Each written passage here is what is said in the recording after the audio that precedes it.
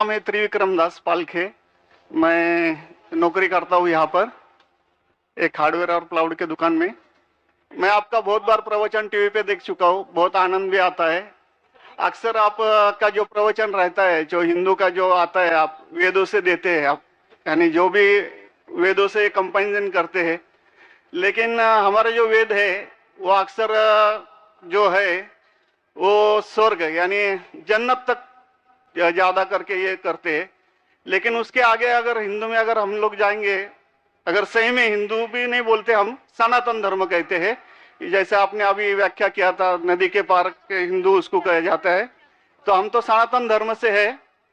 तो सनातन धर्म में हमारा जो आता है जो भगवत गीता, जैसे आपके अंदर जो ये है, जैसा बाइबल का आपने, इस्लाम का ये है, कुरान है, तो इसी तरह हमारा भगवत गीता है। और जो भगवान के बारे में जानना है यानी अल्लाह के बारे में जानना है, तो अगर हमारा है तो भागवतम है। तो भागवतम से हम लोग हमारा चलता है सब कुछ। अगर ये है वेद तो हमको स्वर्ग तक जाने के लिए है। लेकिन हमारा जो भागवतम है वो अल्लाह तक जाने के पहुंच तक है, यानी अल्लाह को हम सामने सामने देख के उनकी सेवा करने के लिए है।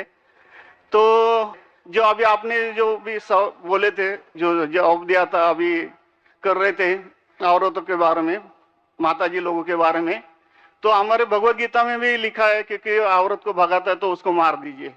ऐसा नहीं है कि आपके इसमें सब में एक ही जैसा है। और आपका प्रवचन मुझे बहुत बहुत अच्छा लगा कि आपने जो कहा, जो लिखा गया किताब है वो किताब के मुताबिक चले तो बहुत आदमी सुखी रहता है। बाकी तो मैं और कुछ सवाल तो कुछ पर्सनल पूछना चाहता हूँ, बाद में मैं आपको मिलके सबको पूछूंगा, सबके सामने नहीं पूछ सकता। लेकिन आपका प्रवचन सुन के मुझे बहुत आनंद आया।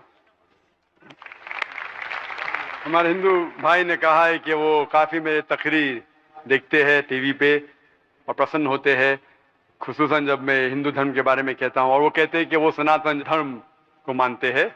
और सनातन धर्म में भी आपको शायद ये पता होगा कि सबसे अव्वल किताब भगवत गीता नहीं है, वेद है।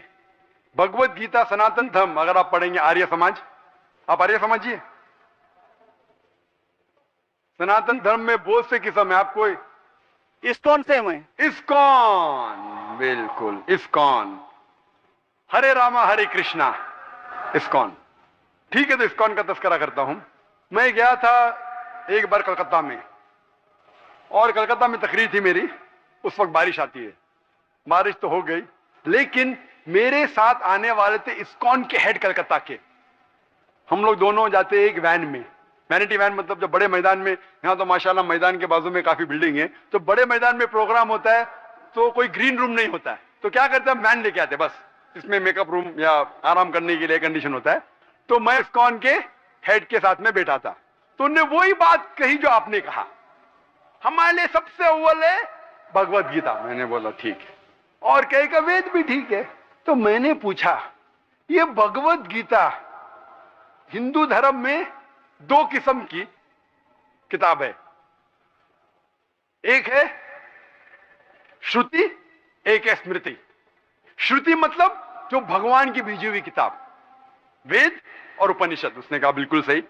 स्मृति किसे कहते, तो उसने कहने लगा स्मृति कहते वो जो आदमी की लिखी हुई किताब है, मिसाल के तौर पे मनुस्मृति। तो मैंने पूछा ये रामायण और महाभारत क्या है, तो उसने कहा ये है स्मृति। बेशक बिल्कुल सही जवाब था, मैं भी तालिब इल्म हूं। तो मैंने पूछा, बिल्कुल सही कहते, ऊपर आती है श्रुति, वेद और उपनिषद। स्मृति मतलब दूसरी किताबें, मनुस्मृति, इतिहास।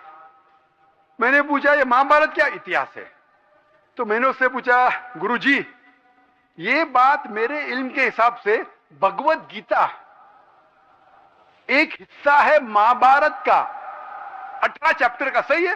अरे बिल्कुल सही है, आप बहुत इल्म रखते। मेरा बेशक। तो जब भगवत गीता महाभारत का हिस्सा है तो महाभारत स्मृति है क्या श्रुति है?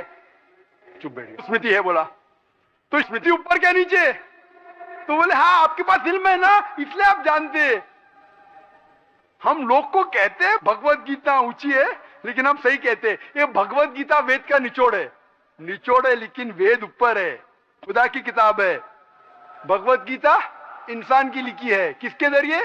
स्कॉलर्स के। आपके इस्कॉन के गुरु भी कहेंगे वो।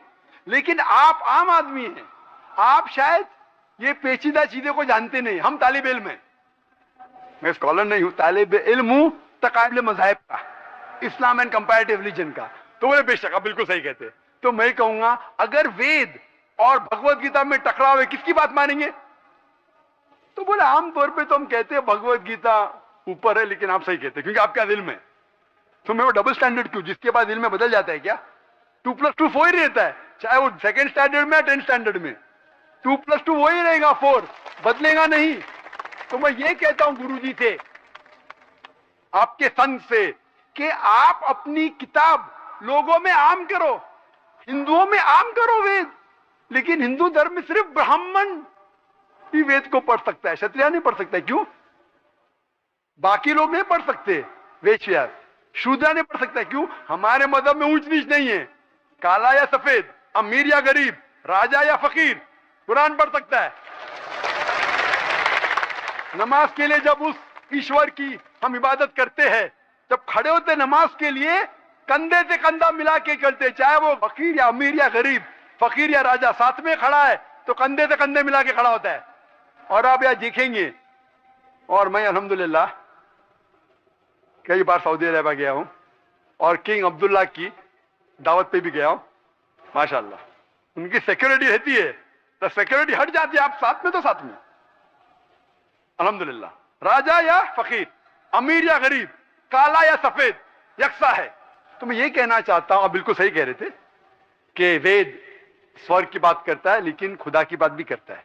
भगवत गीता में भी स्वर्ग की बात लिखा है, खुदा का भी लिखा है। आप बोले अल्लाह के करीब आने के लिए भगवत गीता सही है, बराबर। मैं ये नहीं कह रहा हूँ कि ये वेदों में नहीं कहा है, वेदों में बहुत आखिरी में आता है, लेकिन जो भगवत गीता जो है वो डायरेक्ट भगवान हुआ है, यानी अल्लाह ने कहा हुआ है, ऐसा है। तो इसके लिए अभी वेद तो संस्कृत में है, वो पढ़ नहीं सकते, लेकिन जो भगवत गीता है वो बहुत सारी इसमें ट्रांसलेशन हो गई है। और जो भगवत गीता है बहुत सारे आदमी ने यानी लिखी हुई है, करीबन 200-300 लोगों ने लिखी है अपने अपने हिसाब से। हाँ, बिल्कुल सही कहा। लेकिन इस्कॉन का जो गीता है, भगवत गीता, वो गुरु परंपरा में है, वो भी आदमी है, एज इट इज लिखा हुआ है। यानी वो परंपरा में अगर गया तो कृष्ण तक गया, यानी जिसने जो कहा है वो एज इट इज है, इसके लिए उसका लिखा हुआ as it is Bhagavad Gita. आपके स्वामी प्रभुपदा, बराबर। यस, बराबर हुआ, स्वामी प्रभुपदा इंसानी थे ना। हाँ, इंसानी थे ना, मैं किधर ना बोल रहा हूँ। ये हमारा कुरान जो है ना, डायरेक्ट अल्लाह की तरफ से, तो ना मोहम्मद सल्लल्लाहु अलैहि वसल्लम ने लिखा है, वही हम लोग ने। ये कुरान जो है डायरेक्ट अल्लाह की नाज़िल, यूं बहू। इसलिए जितने भी दिगर मज़ाहिब की किताब है, जैसे वक्त जाने लगे बदलते गए। आप बिल्कुल सही कहते, 300 किस्म की किताब है, बाइबल सैकड़ों किस्म, हमारे IRF में 200 किस्म की बाइबल है। आप किस में मानेंगे? कुरान आप लो, कोई भी कुरान लो, इंडिया में, अमेरिका में, यूके में, हिंदुस्तान में, पूना में, हूबहू वही है। एक लफ्ज की बात दूर रही, आ की मात्रा, ई की मात्रा, जबर जेर पेश, वो भी फर्क नहीं है, फत्ता दम्मा कसरा में भी फर्क नहीं है। ओरिजिनल कुरान में तो फत्ता दम्मा कसरा था नहीं, लेकिन आज जब हम पढ़ते हैं माशाअल्लाह। तो मैं ये कहना चाहता हूं, जितनी भी किताबें पहले आई, आज भी आप बिल्कुल सही कहते हैं, भगवत गीता वेद का निचोड़ है। लेकिन जब निचोड़ होता है वो असली फल से कॉन्ट्रडिक्ट करे तो फल और अहम है। मैं बिल्कुल मानता हूं, स्वामी प्रभुपदा मानते हैं कि भगवत गीता क्या है, वेद का निचोड़ है। और वो कहते हैं, मैं भी पढ़ चुका हूं, आपकी Bhagavad Gita as it is पढ़ चुका हूं, उसमें ही लिखा, उसका ही ट्रांसलेशन था। भगवत गीता अध्याय नंबर 7 श्लोका नंबर 20 में, जो कोई दुनियादारी के पीछे भागता है वो गलत खुदाओं के पीछे भागता है। आपकी भगवत गीता में लिखा है एज इट इज में, और उसका अगर प्रीफेस पढ़ेंगे उसमें लिखा है कि ये जो वेद है वो गाय है, बहुत से गाय है, और कृष्ण क्या है, दूध निकालने वाला इंसान, और दूध क्या है, भगवत गीता है। सही कह रहा हूं कि नहीं? प्रीफेस में लिखे है, कौन कहता है? आपके स्वामी प्रभुपदा। मुझे उसका ट्रांसलेशन पसंद है। अक्सर हमारे वहां भी माशाअल्लाह 50 से ज्यादा भगवत गीता है, मैं लेकिन स्वामी प्रभुपदा की गीता को पसंद करता हूं, अच्छी गीता है, इसीलिए मैं प्रीफेस कह रहा हूं। लेकिन उसमें भी लिखा हुआ है, उसके अंदर भी वो निचोड़ है वेद का, निचोड़ है। लेकिन निचोड़ मतलब नहीं कि असल फल को गाय को छोड़ देंगे, गाय चले जाएंगी तो दूध क्या करेंगे आप? गाय रहेंगी तो दूध मिलते रहेगा ना, दूध को लेंगे गाय को मार देंगे, दूध आपका खत्म हो जाएगा भाई। गाय को जिंदा रखो, रोज दूध लो, बराबर कि नहीं? दूसरे बच्चे पैदा करेंगे गाय, लेकिन तो गाय को मत छोड़िए। इससे हमें पता लगता है, उसमें लिखा हुआ है, आपके वेद में लिखा हुआ है कि और एक पैगंबर आने वाला है। आपकी भगवत गीता में लिखा है चैप्टर नंबर 4 में वर्ष नंबर 7 से 8 में, यदा धर्मस्य, यानी युग युग में जब भी परेशानी आएंगी इस धरती पे तो मैं एक रूप हासिल करूंगा, अवतार। अवतार की सही मानी आपको मिलेगा वेद से। उसमें पता चलता है जिसे हम कहते हैं पैगंबर, आखिरी पैगंबर, आखिरी अवतार कौन है? कल के अवतार। अगर आप भगवत गीता में मानते, अगर आप वेद में मानते, आपको आखिरी अवतार कल के अवतार में मानना ही पड़ेगा, फिर ही आप कह सकते मैं असल भक्त हूं भगवत गीता का। वो तो है ही, आपने जो बताया कल के अवतार तो आने वाला आप ही है, मानते कल के लास्ट अवतार में। आने वाला है। आ चुका है। और उसमें लिखा था कल के अवतार की मां के नाम क्या है? सुमति। सुमति की मानी अमन, अरबी में कहते हैं आमिना। मोहम्मद सल्लल्लाहु अलैहि वसल्लम के वालिदा का नाम था आमिना। उसमें लिखा है कल के अवतार, चैप्टर नंबर, अभी हवाला भी दे रहा हूं मैं, टाइम मिल रहा है ना। कल के अवतार चैप्टर नंबर 2 वर्ष नंबर 5 श्लोक नंबर 5, 7, 9, 11, 15। इसमें लिखा है कि उसके वालिद का नाम है विष्णु यास। विष्णु यास मतलब खुदा का बंदा, अरबी में तर्जुमा करेंगे अब्दुल्ला। मोहम्मद सल्लल्लाहु अलैहि वसल्लम के वालिद का नाम था अब्दुल्ला। उसमें लिखा है वो इसी जगह में पैदा होंगे जो अमन की जगह है। हम मानते हैं कि मक्का एक अमन की जगह है। उसमें लिखा है कि वो उस फैमिली में पैदा होंगे जो उस इलाके के अमीर होंगे। हम जानते हैं कि कुरैश के फैमिली में पैदा हुए थे मोहम्मद सल्लल्लाहु अलैहि वसल्लम। उसमें लिखा है कि वो 12वीं तारीख माधव के दिन पे पैदा होंगे, वो 12वीं रब्बी अव्वल मोहम्मद सल्लल्लाहु अलैहि वसल्लम पैदा है। आगे आप पढ़ेंगे वेद में लिखा है कि उसके 4 करीब दोस्त थे, जिसका मैं जिक्र किया हूं। 4 करीब दोस्त मोहम्मद सल्लल्लाहु अलैहि वसल्लम के थे, जो हजरत अबू बकर, हजरत उमर, हजरत उस्मान, हजरत अली। मैं अल्लाह भी प्लीज मौल, अल्लाह ताला की रहमत सब पे हो। किसके बारे में जिक्र करें? उनको सबसे पहली जो वही आएंगी वो आएंगी एक गार के अंदर। हम जानते हैं मोहम्मद सल्लल्लाहु अलैहि वसल्लम सबसे पहली वही आए गारे हिरा में। फिर वो करेंगे हिजरत नॉर्थ की तरफ, फिर से वापस आएंगे। मोहम्मद सल्लल्लाहु अलैहि वसल्लम हिजरत की मदीना जो नॉर्थ के ऊपर है, फिर से वापस आए। मैं तो 1 घंटा सिर्फ तस्करा कर सकता हूं मोहम्मद सल्लल्लाहु अलैहि वसल्लम हिंदू धर्म में, वक्त नहीं है। तो ये पूछना चाहता हूं, आप मानते क्या इस कल के अवतार में? आप मानते मोहम्मद सल्लल्लाहु अलैहि वसल्लम आखिरी पैगंबर है? मैं तो कुरान 3 बार पढ़ा हूँ साहब, मैं तो मानता हूँ कुरान को, वो बात नहीं है। मानना सिर्फ जरूरी नहीं, अमल करना जरूरी है। मैं कहूंगा मैं खुदा को मानता हूं, खुदा की बात पे अमल ना करता हूं तो बेकार है। मैं कहता हूं मैं मेरे वालिद से बहुत मोहब्बत करता हूं, वालिद की बेइज्जती करता हूं, वालिद की बात नहीं मानता हूं, वालिद से बदतमीजी करता हूं, तो क्या फायदा? आप समझ रहे ना? समझ रहा हूँ मैं, लेकिन आपने कुछ पहले ही अभी 10-15 मिनट पहले ही आपने कहा था कि जो भी है कुरान है, वेद है और बाइबल है, कि जो जो उसमें लिखा हुआ है खुदा ने उसके ऊपर अमल करना चाहिए। तो मैं अपने इससे अमल करता ही हूँ। जो कुछ मानता तो हुई है खुदा एक ही है करके, वो तो मानता ही है। बिल्कुल। मैं नहीं बोल रहा कि आपके लिए कोई खुदा अलग है, मेरे लिए कोई अलग है, या ईसाई के लिए कुछ अलग है। आप सनातन धर्म के हैं, मैं जानता हूँ सनातन धर्म में एक खुदा को मानते हैं। वो मानते खुदा की प्रतिमा नहीं, अक्स नहीं है, बराबर ये मानते। लेकिन मैं ये जानना चाहता हूँ आप कल के अवतार में आप मेरे सवाल को घुमाओ मत। मैं जानता हूं, नहीं है मैं ये जानता हूं सनातन धर्म के बारे में जानता हूं। पहले स्टेज में आप पास कर चुके, एक खुदा में मानते, बिल्कुल सही। मैं ये बात जानना चाहता हूं कि उस खुदा के अवतार पैगंबर, आखिरी पैगंबर में आप मानते हैं क्या नहीं मोहम्मद सल्लल्लाहु अलैहि वसल्लम? ये मेरा सवाल है। यानी मोहम्मद पैगंबर को आप मानते कि वो आखिरी पैगंबर थे क्या नहीं मानते? वो तो मानता हूँ मैं, मुझे मालूम है ना मोहम्मद पैगंबर आखिरी थे मोहम्मदियन। वो तो मानता ही हूँ। मोहम्मदन में ने आपके लिए, सबके लिए है ना।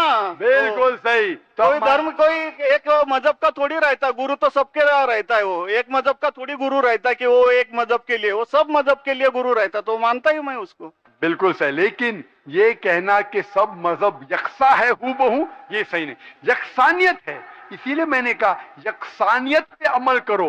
आप बोलेंगे मैं सब हिंदू चीज पे अमल करूंगा, कई हिंदू जाते बुत परस्ती करने के लिए, आप नहीं करते, अच्छी बात है अल्हम्दुलिल्लाह, इसीलिए मैं आपको कांग्रेचुलेट करता हूं। आप बुत परस्ती नहीं करते, मैं आपको कांग्रेचुलेट करता हूं, मैं कांग्रेचुलेट करता हूं, क्योंकि सनातन धर्म बुत परस्ती नहीं करता है। अल्हम्दुलिल्लाह सुम्मा अल्हम्दुलिल्लाह, आप आधे इम्तिहान में सफलता पा गए।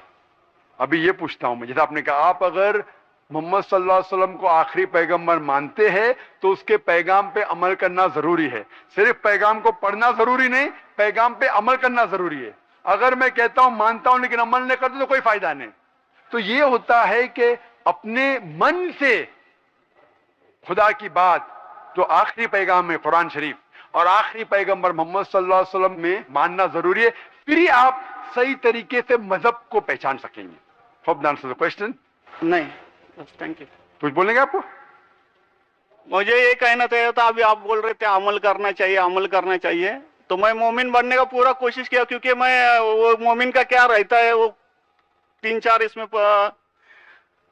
सुन चुका हूँ।